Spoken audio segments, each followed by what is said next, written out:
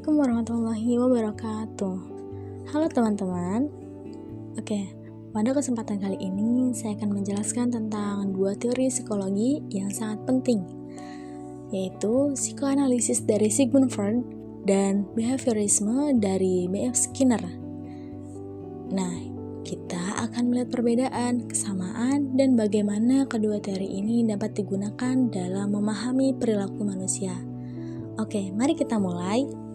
Psikologi adalah ilmu yang mempelajari perilaku manusia. Dalam kajian psikologi, teori psikoanalisis dan behaviorisme ini menjadi fondasi dalam memahami faktor yang mempengaruhi perilaku kita, teman-teman. Nah, psikoanalisis ini lebih menyoroti aspek internal seperti pikiran, perasaan, dan alam bawah sadar. Sementara itu, behaviorisme ini menekankan faktor eksternal ya teman-teman, yaitu seperti bagaimana lingkungan ini membentuk perilaku manusia gitu. Jadi di akhir presentasi ini nanti kita akan melihat bagaimana kedua teori ini bisa diterapkan dalam kehidupan sehari-hari ya teman-teman. Kemudian yaitu teori psikoanalisis. Nah, teori psikoanalisis ini dikembangkan oleh Sigmund Freud.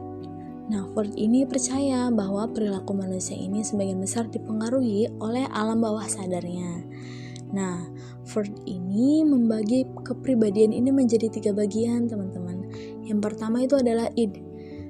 Id ini adalah dorongan dasar seperti lapar atau marah. Nah, yang kedua itu ada ego.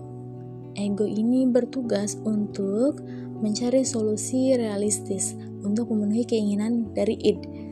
Nah, yang ketiga itu ada superego. Nah, superego adalah hati nurani yang membuat kita ini bertindak sesuai dengan norma, teman-teman. Kayak bayangkan nih, ketika kita ini sedang lapar dan ingin mengambil makanan dari teman kita ya. Nah, kalau dari id ini berkata, ambil saja makanannya gitu. Itu respon itu dari id ya. Tetapi ego ini berpikir, kalau aku ambil, dia akan marah.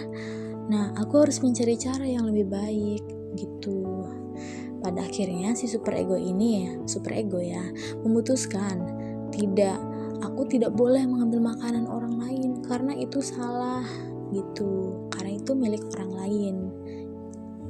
Jadi psikoanalisis ini juga menekankan pentingnya masa kecil dalam membentuk kepribadian. Trauma masa kecil juga bisa mempengaruhi perilaku kita hingga dewasa, teman-teman. Oke, kemudian ada pengaruh psikoanalisis dalam kehidupan, yang mana psikoanalisis ini sering digunakan dalam terapi psikologi, terutama untuk memahami konflik batin seseorang. Kayak seorang anak yang sering dimarahi tanpa alasan, mungkin ini tumbuh menjadi orang dewasa yang kurang percaya diri, teman-teman. Nah, dari terapi psikoanalisis ini dapat membantu untuk menggali penyebab dari trauma ini, seperti melalui analisis mimpi atau diskusi mendalam tentang pengalaman masa kecilnya. Gitu, teman-teman. Oke, selanjutnya itu ada teori B.F. Skinner, yaitu behaviorisme. Berbeda dengan Freud, B.F. Skinner ini percaya bahwa perilaku manusia ini dipengaruhi oleh lingkungan, teman-teman, bukan oleh alam bawah sadar. Nah, Skinner ini mengembangkan teori operant conditioning, yaitu perilaku kita dipengaruhi oleh penguatan atau reward, dan juga hukuman atau yang biasa disebut dengan punishment. Contohnya itu kayak jika kita mendapat hadiah saat nilai ujian kita bagus nih teman-teman. Nah, kita akan termotivasi untuk belajar lebih giat lagi. Ini disebut dengan reinforcement positif. Sebaliknya, jika kita diminta untuk membersihkan kelas karena kita sudah datang terlambat ya teman-teman. Nah, kita ini akan berpikir 2 kali untuk terlambat lagi. Gitu. Nah, ini itu dapat disebut dengan hukuman atau punishment. Oke, selanjutnya itu ada pengaruh behaviorisme dalam kehidupan, teman-teman. Nah, behaviorisme ini sering digunakan di dunia pendidikan dan manajemen perilaku. Contohnya itu kayak dalam pendidikan gitu. Guru ini bisa memberikan penghargaan kepada siswa yang disiplin, sehingga mereka ini lebih termotivasi lagi gitu. Nah, kalau dalam kasus lain, behaviorisme ini membantu orang yang takut berbicara di depan umum ya. Itu dengan latihan bertahap dengan penghargaan atas keberanian dapat membantu mereka ini mengatasi rasa takut ini gitu. Jadi kayak memberi penghargaan kepada orang yang sudah berani untuk berbicara di depan umum.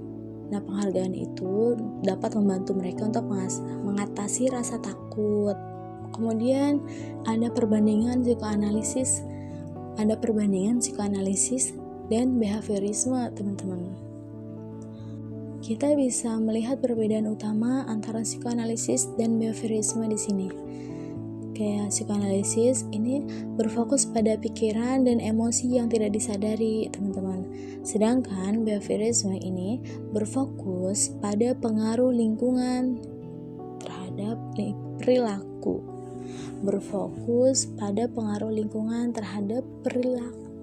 Perilaku ya teman-teman. Nah, psikoanalisis ini menggali penyebab emosional, sementara kalau behaviorisme mencari cara untuk mengubah perilaku ini melalui sistem reward atau punishment gitu.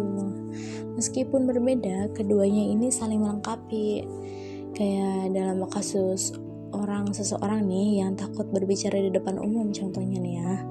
Nah, kalau psikoanalisis ini menggali pengalaman masa kecil yang mungkin menjadi penyebab ketakutan itu. Kalau behaviorisme ini melatih keberanian orang tersebut melalui langkah-langkah kecil dan penghargaan gitu teman-teman. Kemudian yang terakhir ada kesimpulan. Jadi apa yang bisa kita simpulkan teman-teman? Oke, jadi yang pertama itu ada psikoanalisis. Ini membantu kita untuk memahami emosi dan konflik batin yang mendalam ya teman-teman. Kemudian ada behaviorisme, yang mana ini memberikan cara praktis untuk mengubah perilaku melalui penguatan atau hukuman ya.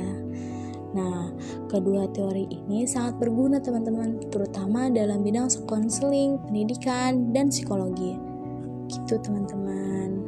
Sekian materi yang dapat saya sharing. Semoga materi ini bermanfaat dan memberikan wawasan baru bagi kita semua. Terima kasih atas perhatiannya.